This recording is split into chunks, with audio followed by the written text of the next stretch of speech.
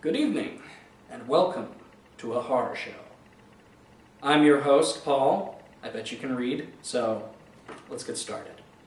Tonight's first episode, Drag Me to Hell, by Sam Raimi. I call this Sam Raimi's homecoming horror film. Why would I call it that?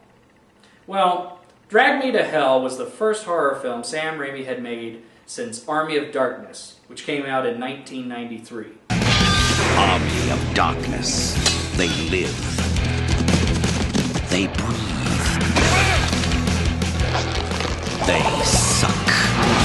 To give you context, Drag Me to Hell came out in 2009. So what exactly was Raimi doing for about 16 years there?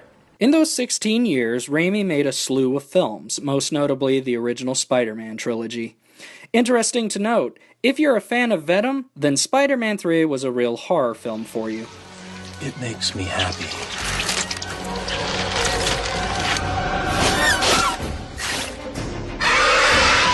Look, cheap shots aside, Raimi was tired of the big budgets and studio interference that the Spider-Man films brought, and decided to dust off an old script that he and his brother Ivan wrote prior to the early 2000s.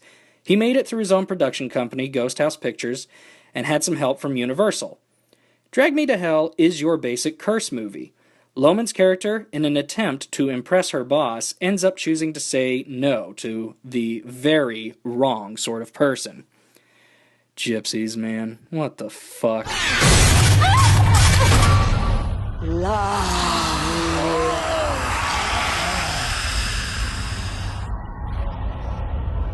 Soon it will be you who comes begging to me.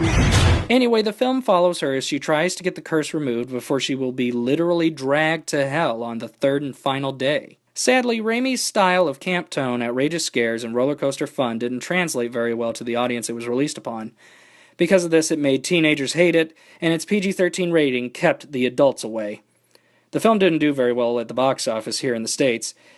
Despite that, the film was a hit with the critics, and it's still an example that no matter how much time has passed or different genres you can dabble in, Sam Raimi is still a horror film master.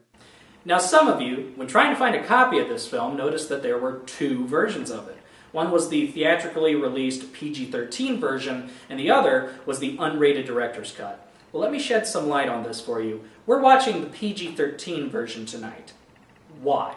Well, like most box office bombs, a studio will slap something onto the home video release to make money back that wasn't gained in theaters. I'm looking at you, Warner Brothers, with your Edge of Tomorrow bullshit. It's just the second-to-last cut that was submitted to the MPAA before getting its more desirable rating. It's usually one scene or a bit more blood. In this case, a more graphic scene of a kitten being killed as an appeasement to the Lamia demon. It actually looks quite horrible and cheesy. I laughed, but I'm pretty sure he didn't mind cutting this. So, let's go over this again. Which version are we watching tonight? Exactly. Well, I think that's enough information. So go ahead and get your copies ready, dim those lights, and enjoy Sam Raimi's Drag Me to Hell. Pleasant nightmares, everybody.